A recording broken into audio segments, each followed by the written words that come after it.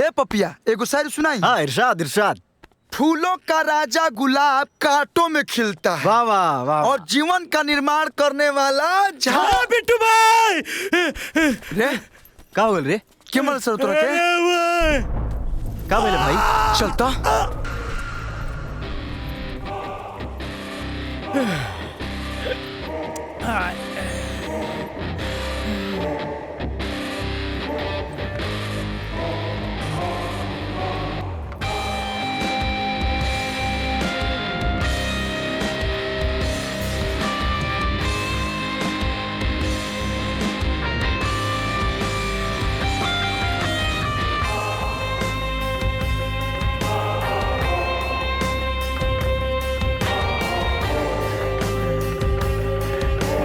कौन मरला सा?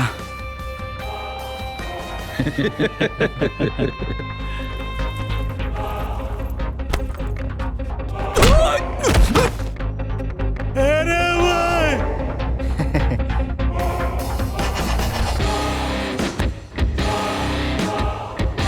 मारे कर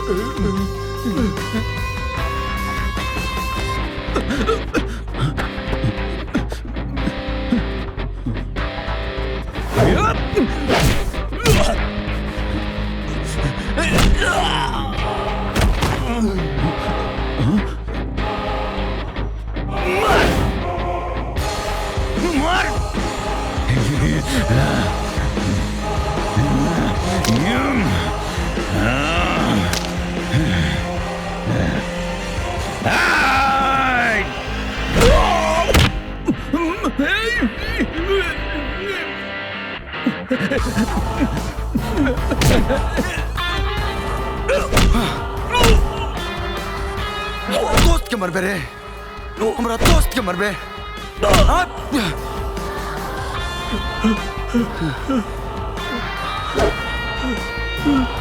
याद रखिए।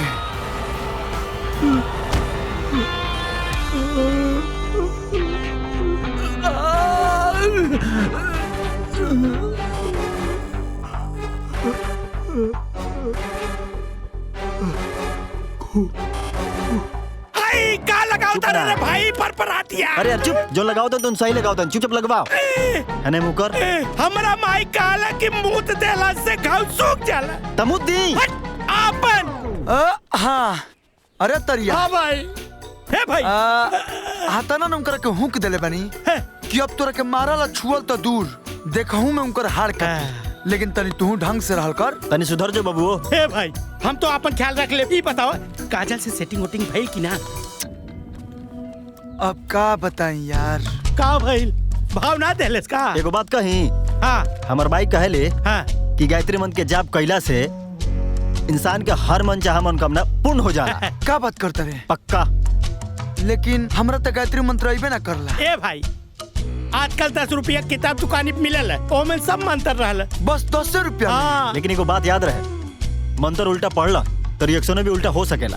ए डोंट वरी ब्रदर, आज से शुद्ध शुद्ध गायत्री मंत्र पढ़ल स्टार्ट। तू एकरा के डिटोल लगा। ओके। बैठा। ए भाई कमर लगाओ बड़ा पर अरे बैठा यार। जब तक 2 पैक नहीं जाए ना मामा यार आँख नहीं खुलता है। हाँ? अरे मामा ठेका उतना दूर है यार, तुम पहले ही रोक दिया। अरे ठेका न दूर बा, हमरे इश्क का आशियाना यहीं बा। ओह ठेके के दारू पीने वाले नशेड़ी इंसान, तुम क्या जानो कि इश्क का नशा कैसा होता है। आय हाय, बात तो ओए सही होए। बोल रहे हो मामा। यार इश्क का नशा तो हम भी करना चाहते हैं, लेकिन कमबख्त कोई मुंह ही नहीं लगाता।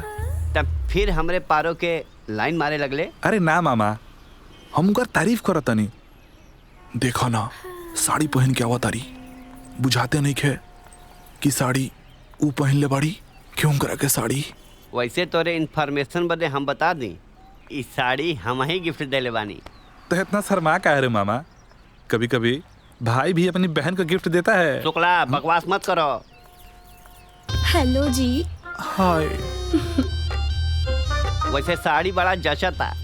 अच्छा ये बात बा। हाँ हम नया साड़ी ले ले बानी। तो वो भी पहन के दिखाइए ना। कैसे दिखाई, हमार फोनवा गिर के टूट गइल बा। अच्छा हेतिया हो गई। तो जब तुम शांति पाठ कराओगी तो बुलाओगी ना, केकरा के? मतलब इनको। और जब फोटो पे माला चढ़ाइएगा तो बुलाइएगा ना। केकरा के? इनकरा के। हाँ? कौनो बात ना, हम तू साथे माला डालल जाई। ठीक बा। तो के फोन चाहिए ना? हाँ हाँ हम देव। शुक्ला हाँ तनी फोन दिखावा था। कहे पारो के देवे के बाद हमारा मोबाइल देने से कोई फायदा उदा नहीं होगा। काहे? काहे से कि मेरे मोबाइल में मैसेज नहीं जाता, वो करप्ट हो चुका है यार। करप्ट हो चुका है। ये पुलिस करप्ट होला ये जानता नहीं, हाँ? मोबाइलो करप्ट होला। बात समझने की कोशिश करो। मोबाइल अगर दे दिया तो रात को 12 बजे के बाद उल्टा सीधा फोन आता है, बुझाया। और अगर किसी को मालूम चल गया कि मोबाइल तुम्हारे पर्रों के पास है तो बेटा लेंटर रख जाएगा तुम्हारा। हाँ, समझला मामा। अरे यार मामा मत कहल कैली। अच्छा ये बतावा, तोहनी के आपस में लड़ा तड़ा लोग हमरा के फोन के दी? हम देव। पक्का? हाँ अच्छा तो ठीक बा, हम चला तानी, हमारी पार्लर बा। बाय। हाय। अरे मामा अब मेरी प्रॉब्लम समझो, अब जल्दी चलो यार। शरीर में नशा की कमी महसूस हो रहा है, दारू की कमी महसूस हो रहा है यार। शुक्ला दारू तो है तब्बे मिली जब बिट्टू का शादी करवाइबा। अरे हम तो कब से बोल रहे हैं, मेरा बस चलता तो मामा भगना के साथ शादी करा दिया होता। हम 50 बार बोल चुके हैं शुक्ला कि हमरा फेरा में जिन पड़ा। हाँ बिट्टू का शादी करवावा, ओकरे बाद देखा हम तो हर का सेवा करीला। अरे तुम फिक्र मत करो, लड़की हो चाहे लड़का, मुश्किल चाहे जितना हो, सबकी शादी होगी जब दोस्त तुम्हारा शुक्ला हो। आओ चलो बैठा।